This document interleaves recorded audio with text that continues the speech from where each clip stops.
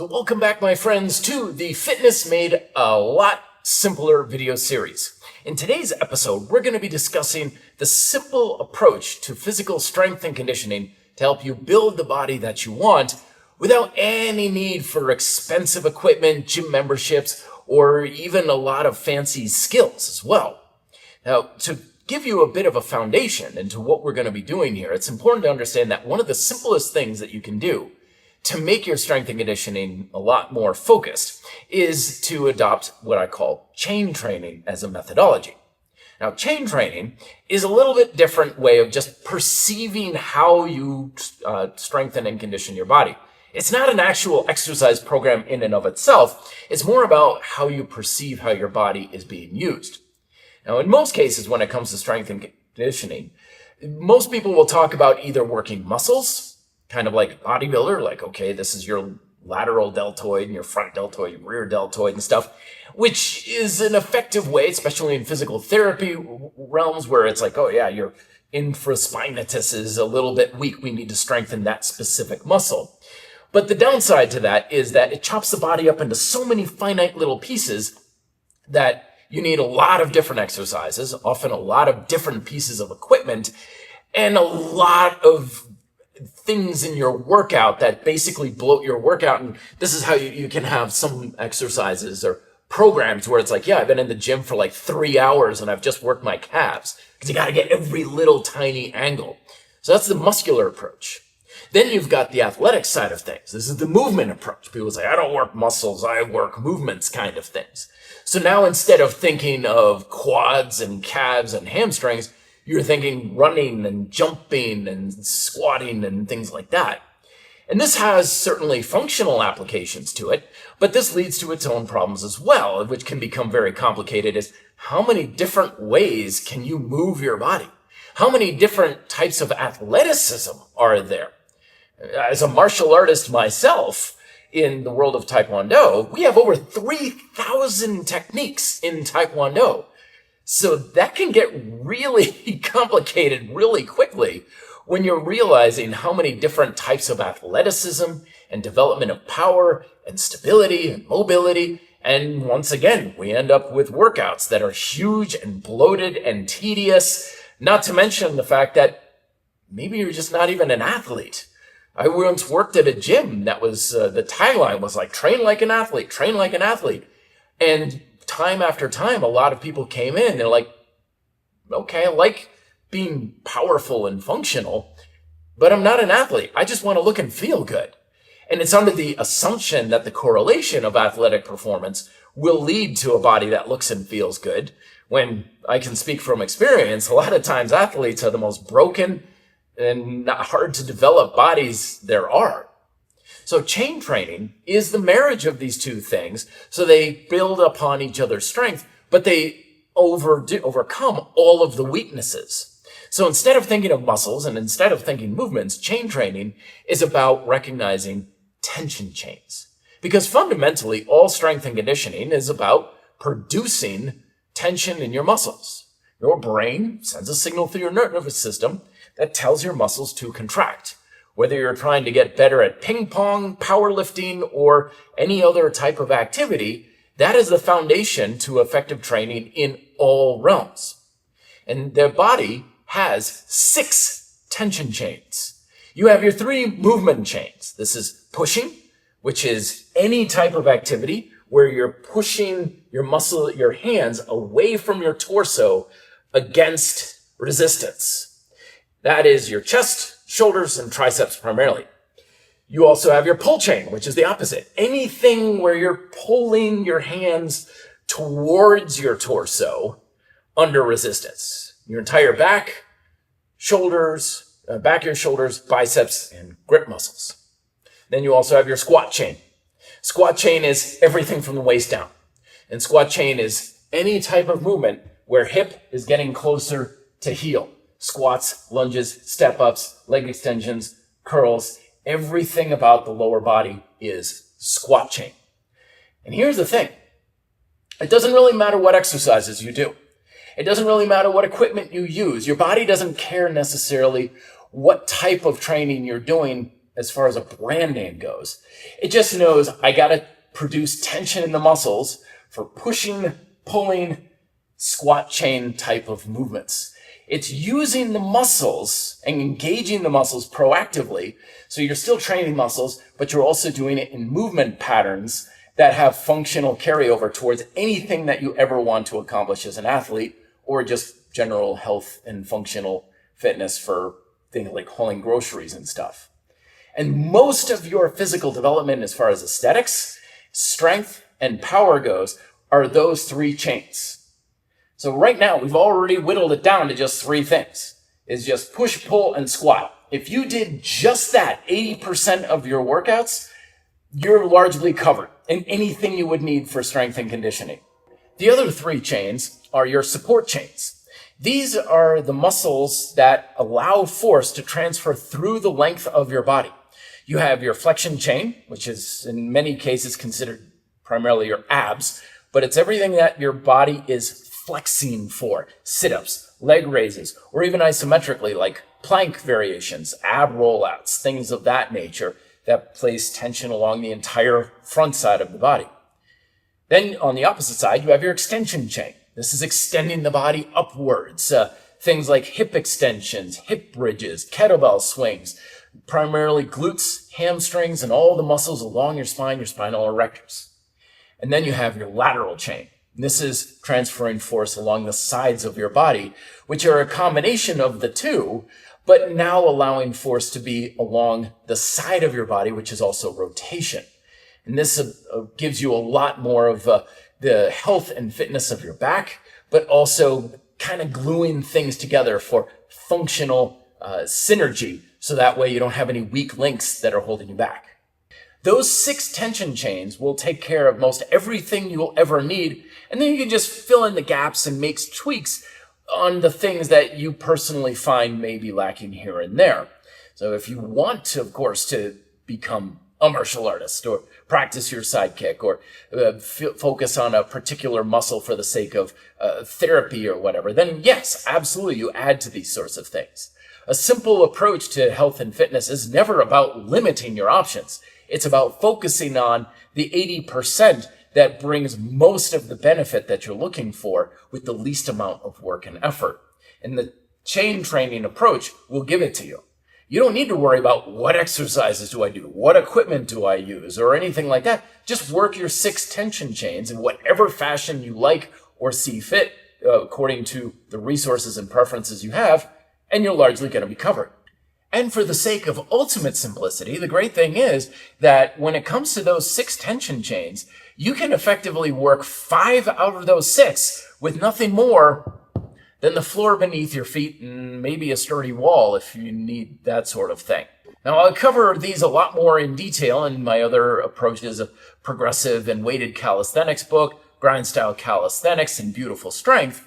But here are some of the basics to at least get you started with this sort of thing. So we'll start off with your support chains, flexion, extension, and lateral. Now, you can work all of them with just the floor, and more importantly, a lot of these exercises are really effective because they're putting your chain, your flexion, extension, lateral chains, at work because they're working directly against gravity. A lot of times it's more challenging to work these chains with external equipment because you're trying to put resistance against them in a kind of a haphazard way, like side bends when holding onto a kettlebell or a dumbbell, or trying to figure out a way to effectively work your glutes and hamstrings without straining your lower back.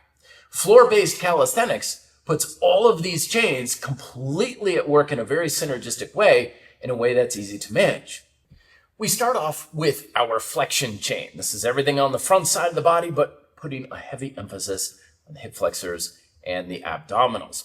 Now, the most fundamental approach towards flexion chain is either plank progressions, sit-ups, and leg raises. So with our basic plank progressions, we have holding ourselves up on our hands. Elbows are fine too, but that's generally an easier variation.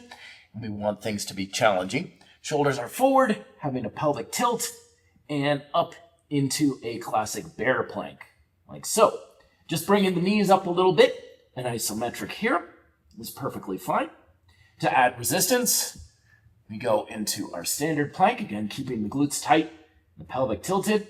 We can add resistance by having a more narrow stance with our feet or with our hands.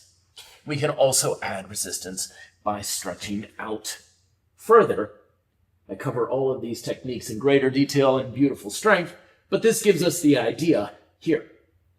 We can also add some dynamic movement with either pelvic tilting, where we are kind of cat-cowing for any plank variation. Of course, we can do it with our knees on the floor, in a bear plank, in a regular plank, and a stretched out plank. So we're effectively crunching our abs. You're also free to use any sort of crawling variation, where we can crawl sideways, laterally. You can also have a classic bear crawl with the knees just off the floor, or straight leg bear crawl. All of these variations are certainly effective for you to play around with, and they are plank modifications for either challenging stability, mobility, or general strength. You're also free to just simply pick up a limb at a time. These I like to call a spider plank, where you remove a support one at a time, and you can do this with movement or static in your core. Leg raise variations on the floor, done where laying on their back, hands are by our sides, not underneath our hips, because we want our abdominals to be controlling our hip motion and pelvic stability. Bent knees are easier, less range and resistance, and extending your legs to whatever degree increases your resistance depending on the level of control and how much resistance and range you want to use. Sit-ups are also possible for the flexion chain. We're going to drive our heels into the floor, hands up by the chest, coming down under control, and then sitting up under control as well. The more you drive into your heels, the more resistance you will have. It's natural for the heels to also kind of slide or have a little bit of movement in your ankles because your pelvis is rolling on the floor. Again, I'm just kind of skimming the surface with these techniques. One of the great things about all of these fundamental exercises is that they're fairly quick to pick up, but you can spend a lifetime learning how to do them to a higher level of proficiency and ability and how well you're using your muscles. So even though they're very basic and simple, doesn't necessarily mean they're something that you quickly learn and then you're like, okay, yeah, I know that. I need something like really fancy and advanced. Lots of people have gotten fantastic results from these basic exercises over centuries of time just by becoming more proficient at the basics. Next, we move on to the extension chain. This is everything on the back side of the body, but like a lot of common weighted extension chain exercises like deadlifts, kettlebell swings, and hanging cleans, it's about using your back for stability while using your glutes and hamstrings for the driving muscles. And for this, we start with just basic hip bridges of various types and modifications. Basic hip bridge, especially lying down on the floor like so. Palms are up. Once again, we don't want to have too much assistance from our upper body. And the key with all hip bridges is to pull into the heels. It's always tempting to kind of push the heels outwards, which makes the exercise a lot easier, but also less effective. If you feel a lot in your quadriceps, it's usually a good sign that you're pushing. So keep the toes up off the floor. Feel like you're pulling your butt closer to your heels. Tense up your butt muscles and simply lift up. You want to feel like you're clenching your glutes together as you lift. All of the tension is here, never in the lower back. Lower back tension usually means you have a lack of stability in your back because you're not squeezing your shoulder blades together or depressing your shoulders away from your ears. or not driving enough with your glutes and your hamstrings. Of course, you can modify this by bringing your feet closer together. You can go with a cross ankle variation. So now my left leg, my right leg is doing more of the work. And of course, you can go with single leg variation as well to add more resistance. Seated hip extension variations go along the same way, where you're now on your hands. This is going to require more back support and stability. Rolling the shoulders back, chest up nice and high. I'm effectively feeling like I'm sending tension down towards my tailbone, like this. Sometimes when you do this, you may even feel like you're kind of lifting your hips up off the floor just a bit. You can use any hand position you feel comfortable with, but that sets the tension in your back. Then from there, once again, wider, narrower, cross ankle, or single leg variations of your table bridge, where you're lifting up and then back down. Still squeezing the floor between my hands and my feet. So I'm pulling into my heels. If your toes touch down, it's usually a sign you're pushing down. Come up, pause, try not to relax at the bottom, keeping tension along the entire backside of your body from top to finish. And from there, you can add more resistance by making your legs longer or even straight, narrower, cross ankle, single leg variations for your standard hip bridges as well. Effective for working the entire backside of the body, nothing more than just the floor. And then finally, we have the lateral chain. These are all the muscles and the synergistic application of force along the side of your body. For this, we start off with basic side plank progressions. On the forearm is usually the preferred way to go. You can have a sturdy mat or something underneath if you like for comfort, or on your hands. Either way, the key with this is to make sure that your back is engaged. So you're always pulling your shoulder down away from your ears. This engages your lats to a much higher degree. Lats, lateral chain, they're part of your lateral chain. But it's still about squeezing the floor between your arm and your feet for the application of force along the entire side of your body. Staggered stance, bottom leg is on the front, and that's going to be more stable. Harder, harder, hardest, where your feet are stacked. Your shoulders are back, hips go forward, and holding a side plank like this. Just this in and of itself is sufficient for most people to get what they want from their lateral chain training. From here, you have the motion of moving up and down, front to back, which I recommend playing around with for the sake of stability.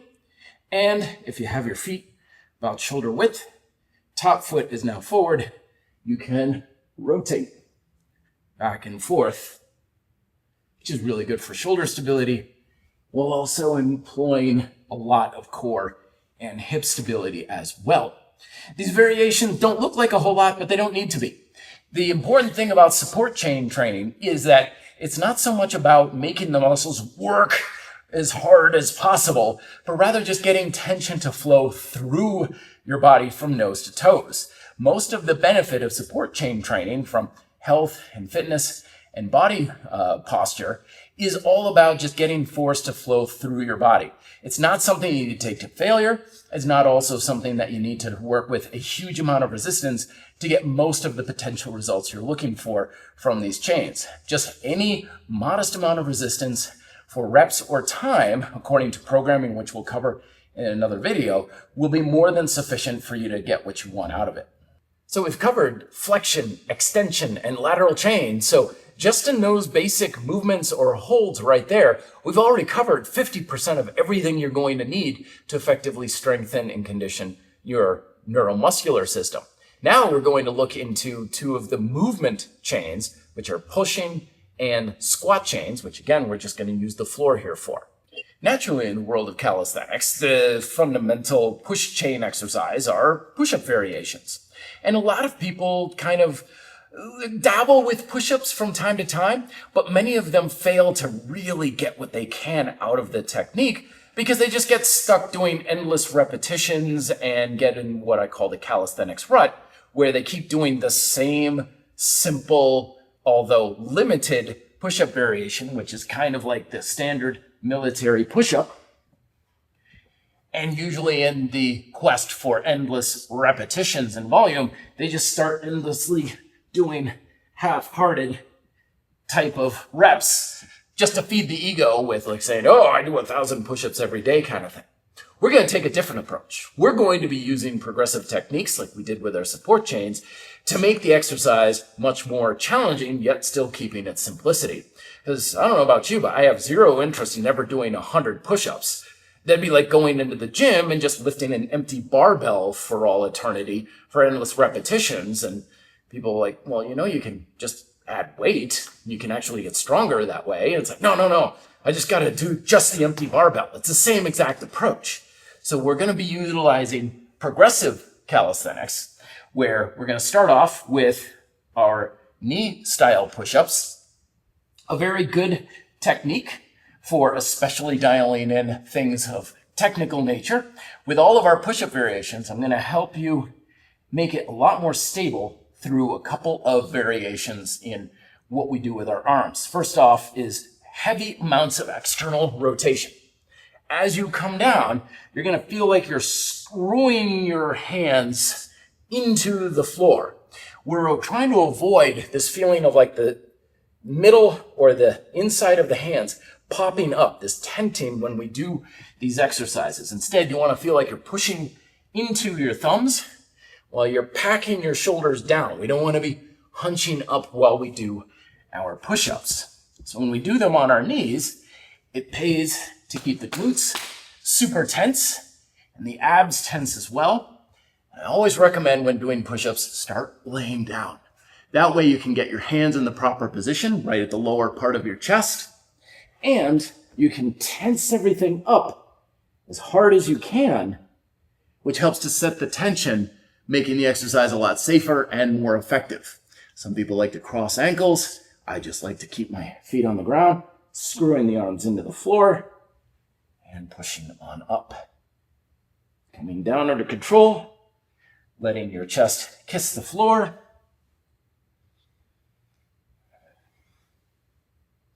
All push-up variations, or all movement chain variations for that matter, can be adjusted simply through range of motion. So if you're ever doing a push-up exercise and you're like, it doesn't feel like I've got that much control or strength for this, you just simply use half range.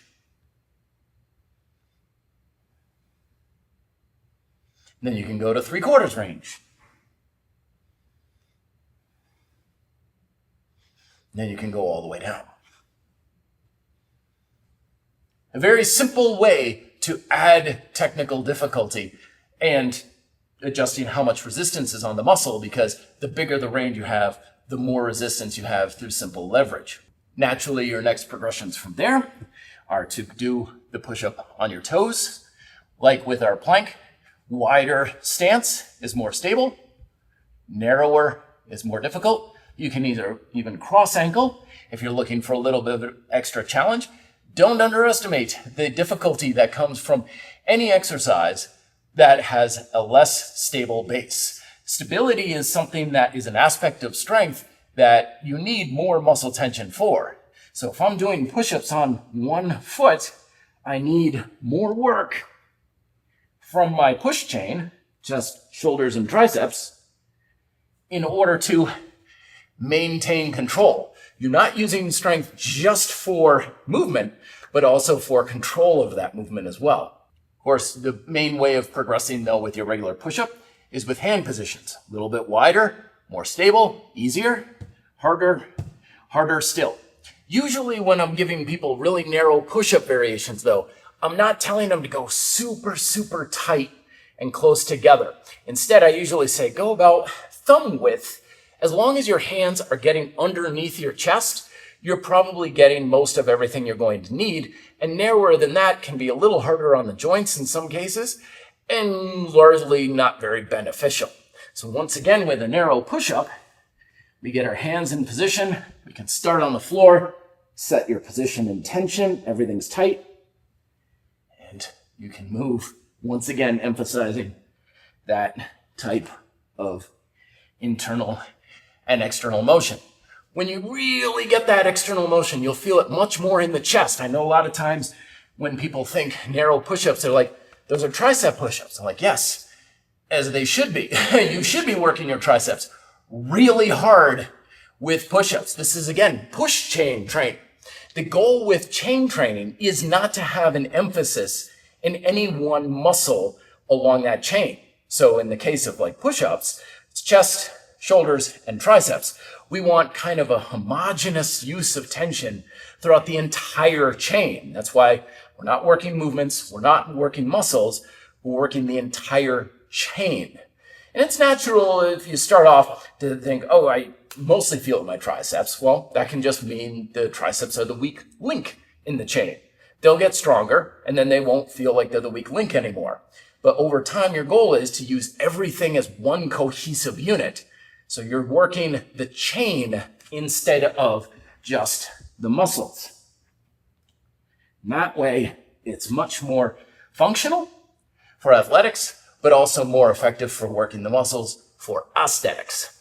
And then from there, you can further load more resistance onto a given muscle, because if you've got comfort in your hands close together, now you can work one hand out. Some people like to go out to the side.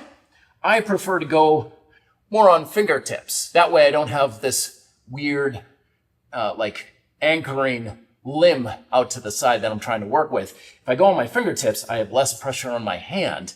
I can really load up my other arm, and then I can adjust resistance through how much I'm supporting myself on that arm. And now you can produce even more resistance on that one pressing arm, eventually getting to the point of single arm push-ups, or even holding on to something like a weight plate or something that you can find, like even a heavy book can be a great way to add extra load onto a single arm push-up. Still thinking, again, width of feet makes a big difference too. Lots of people do one arm push-ups with their feet way out wide, but you can always add more resistance trying to keep your body in a line by moving your feet closer and closer. Dive bombers and pike push-ups are a fun push-up variation that can bring a little bit more emphasis into the shoulder while still effectively working your triceps and even your chest muscles. Sometimes some people feel this a little bit more in that coveted upper chest muscle that some people are looking to build up a little bit more, so these are effective ways to do that. And to do this, you're going to go into a bit of a downward dog position to start off, like so. And if you have more weight on your hands, more resistance, shifting back brings more weight onto your feet. You can play around with that for levels of resistance. You can, as always with regular push-ups, play around with foot and hand position. Wider is more stable and generally easier. Closer together, more difficult. Still employing that torquing, that external rotation as you come down, as you are working your shoulders and triceps. Pike push-ups are basically bringing your head slightly in front of your hands. Dive bombers are scooping down low. It's really more of a personal preference on which one that you like to use. The dive bombers have more range of motion. Pike push-ups, some people feel, is a little bit more emphasized on the direct motion in the shoulders. Does it really matter? Probably not. But like a lot of things in fitness, it probably matters if it matters to you. So experiment and see what works best for you. But the dive bombers, again, elbows in nice and tight, making sure to just touch the floor, head in front of the hands, pause, then back on up. Dive bombers, scooping down low. Begin that motion with breaking your elbows down. That way, it's not forward, down, up, back, but rather feeling like your nose is landing on the tarmac like an airplane, and then you push back and up.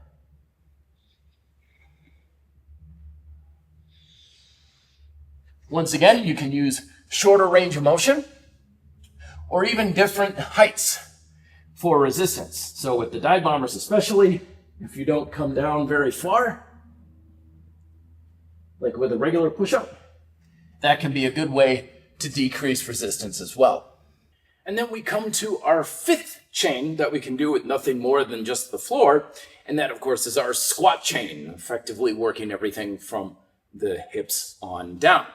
And naturally, the most obvious exercise for squat chain work are, well, squats. And don't knock body weight squats more than other people and myself used to do as well, because we are often taught, oh, in order to effectively work the legs, you need a very big amount of weight on your back or a big leg press, and then we've got all that weight and we're just kind of doing this little thing. A lot of the benefit of squat chain work comes from a big range of motion and stability, something that a lot of folks lack due to the fact that we're just sitting all of the time. So basic bodyweight squats, while maybe not the higher end of the strength spectrum, can absolutely confer a lot of benefits that most people never touch, no matter how much they work their legs in the gym. Of course, with basic squat chain technique, think hip to heel. There's lots of rules out there. Knees, over toes, or sit back in the chair and stuff. Basically, if you think of starting all your squat chain movements with the hips coming back a bit and then coming back down towards your heels with your knees going over your toes, you'll have a decent enough squat, making sure that you have tension in the muscles from top to bottom. You don't want to just come down and drop into your squat position. Range of tension is just as important as range of motion itself. Weight is towards the front of your heel or the back of your arch. You don't want it coming to the front of the toes, onto the back of your heels. You also don't want your weight to the outside of your feet. Just like we were using our hands with the push chain movements, and where our hands are modulating the weight distribution as a canary in the coal mine for whether or not we're really keeping our muscles tense. Same thing with squats. We want our feet flat, weight is slightly in front of the heels, and then top to bottom. Once again, range of motion is a big thing you can progress. You can start here, and then over time go into a deeper squat. Bear in mind that squat chain movement is a pull chain exercise. You don't want to just let gravity bring your hips towards the floor as you passively lower down and then work to push up. Instead, you want to think of pulling your ankle dorsiflexion as you pull your shins forward, pulling your thigh closer to your calf and your torso closer to your quads to effectively pull yourself into the squat. Sometimes when we're falling backwards, we don't have enough of that pull motion going on. So this is how you're developing other muscles through your legs. Just like with regular push chain, you can also adjust through the width of your feet for difficulty. And you can progress to single leg variations, most basic of which is your split squat. This is my squatting leg. This is my assistant's leg in the back. So I'm effectively doing a single leg squat variation here, making sure that your weight isn't rolling up onto the balls of your feet. Again, I'm just kind of going over the very basics here to get you started. I've got much more in-depth videos and books on how to cover this stuff in greater detail. Again, you can always learn more. I've been doing calisthenics for over 15 years now, and I'm still learning details on how to do these things better. That doesn't mean that you never learn it or you never really understand it. That means that there's always room to grow with just these basic techniques. So after split squats, we have reverse lunges. Again, weight isn't coming backwards. You can kind of have fun with this and say, how long can I squat down without putting my foot down to make it interesting? We have lateral style as well. So you step out, both toes point in the same direction, roughly that way. Knees over toes, it's not going out to the side. Coming down, and then up, down, and then up. You can see I've got more mobility on my right side than on my left, because my pulling motion on my left squat chain isn't as strong as my right one. Unilateral training helps to expose those things. Then, of course, you have variations where back foot is on something like a step, or even you can have a partner holding the foot to effectively apply more weight onto the squat leg. Hover lunges are also another way that you can move forward. Basically, get more weight on this leg, where I've got my toes are flat on the ground, knee is close to the heel. Better angle here. Forward. If your leg is way back here, there's no way. It's like, ugh. If you ever want to challenge someone to an impossible task, make them do that. So knee by the heel, from here, standing up, coming down. To make it even more difficult, pick up that foot. Very hard for a lot of folks to isometrically contract the hamstring, because even the slightest touch makes this exercise a lot easier for lower body. You can also move your knee forward more, what I affectionately call the flamingo squat, where you're getting down lower. So now my hip is below my knee, and I can make it even more challenging. Shifting squats are a variation that's good for mobility and stability, where I shift all of my weight on one leg at a time. I'm not just rotating, I'm shifting side to side. So as I shift to my left side, this knee is in front of my torso. I'm pushing my hip to the side here. Again, maintaining tension in my lower leg. And of course, from here, you can have your hands down or in front of you for progressive pistol squats, something my hips are no longer happy with, unfortunately. But what the hell, I'll give it a good college try. And you have your leg in front of you as you attempt to stand up. Again, all these movements require more than just strength. We're also working on stability, coordination, of being able to use the muscles proactively along the entire chain, and of course, stability. And that's why these things can produce so much benefit with nothing more than just the floor. Because in just those push chain movements, squat chain, flexion, extension, and lateral, you've got 5 out of your 6 tension chains, a large degree of all the muscles you're ever going to need to work, with a high degree of mobility, stability, and strength for a body that looks great, feels great, and can handle most anything that life throws at you. So we've effectively worked 5 out of our 6 tension chains with nothing more than the floor. But then there's always that bugaboo when people ask me, yeah, but how do I effectively work my pull chain when I don't have anything to hang from, like a pull-up bar or a set of rings or straps for rows?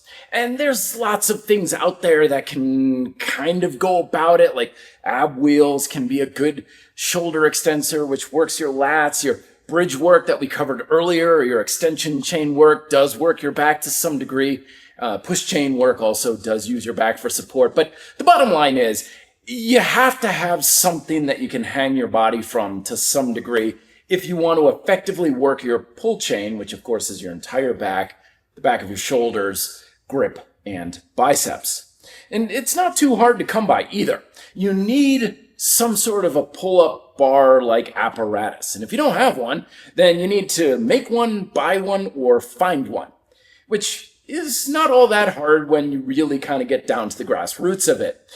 You may be able to purchase a cheap doorway pull-up bar. I've seen them as low as $15-20 at many like Dick's Sporting Goods or mass merchant stores. I'm sure on Amazon you can probably find them for like 13 cents or something. There's always some cheaper knockoff model that's available on Amazon that you can use. Always go with something that's a little higher quality if you can afford it. It's usually well worth it. It's not like pull-up bars wear out. Suspension straps or rings are always a great option. Most of these can be used in doorways that you can just hook up for the sake of bodyweight rows, and some pull-up variations as well. And they're also very portable. You can also find pull-up bars. Pull up your map application on your smartphone and just look for parks.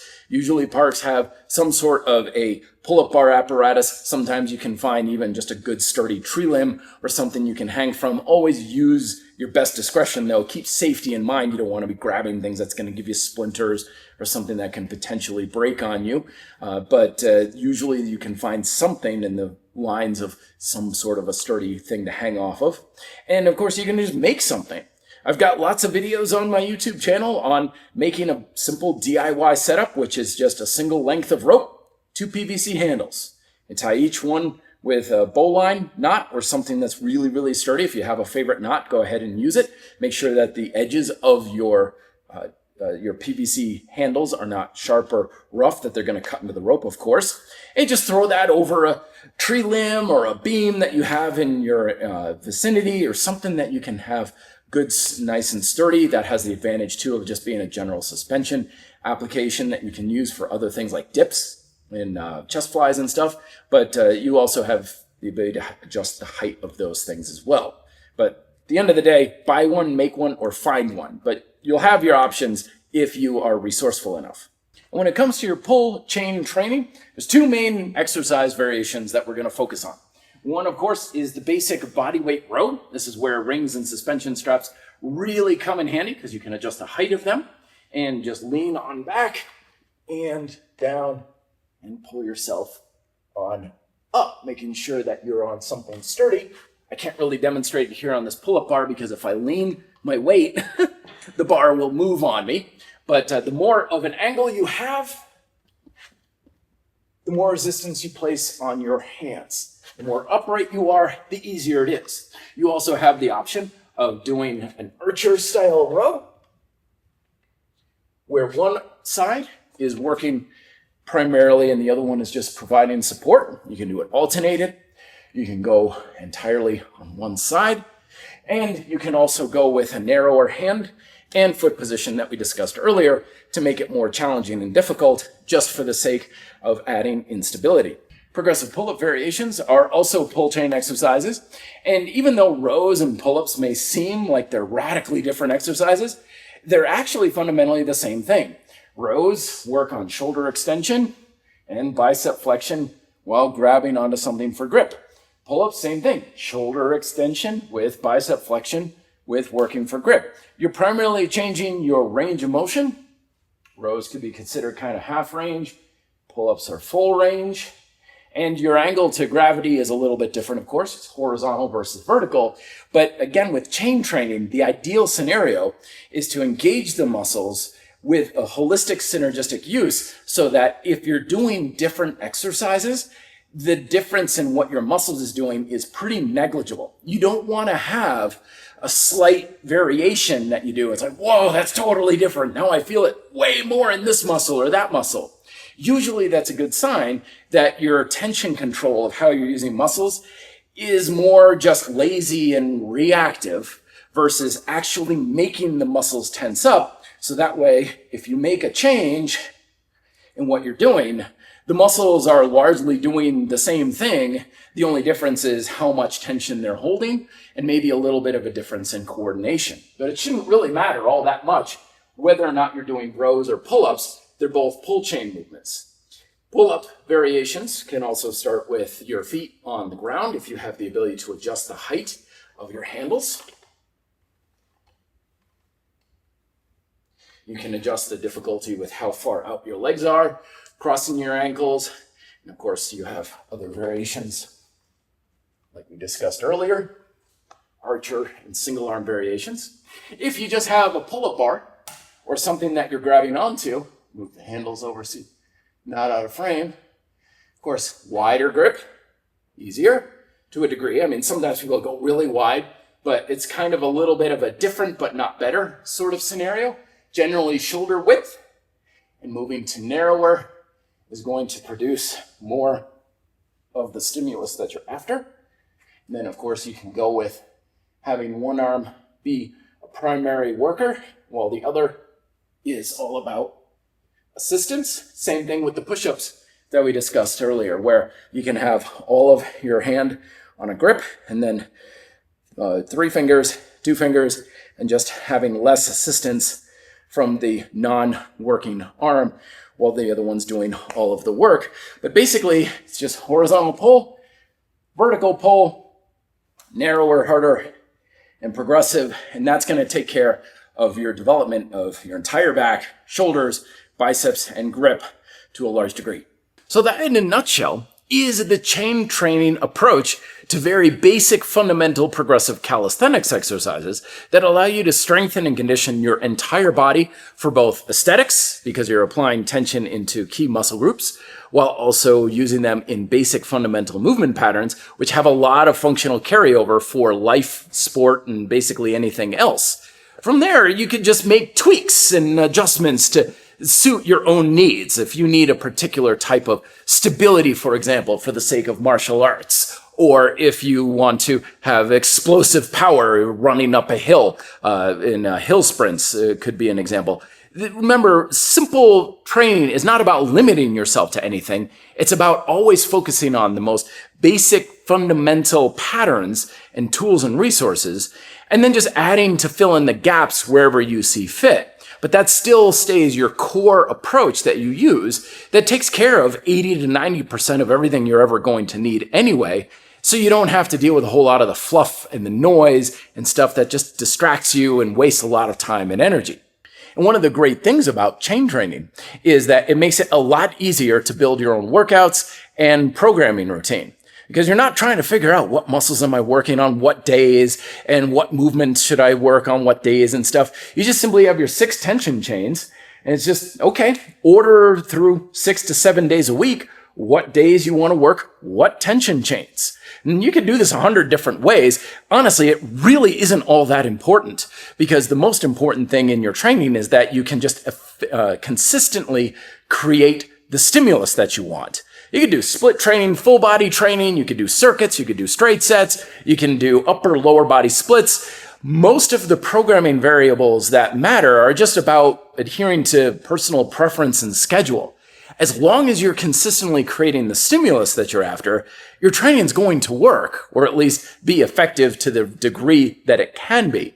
So if you're looking to get stronger, use the variations to make the tension chain hold a lot more tension. So that way the repetitions are low, the hold times are low, and you're really telling the muscle to contract with a very high degree of tension. That's how you build more strength.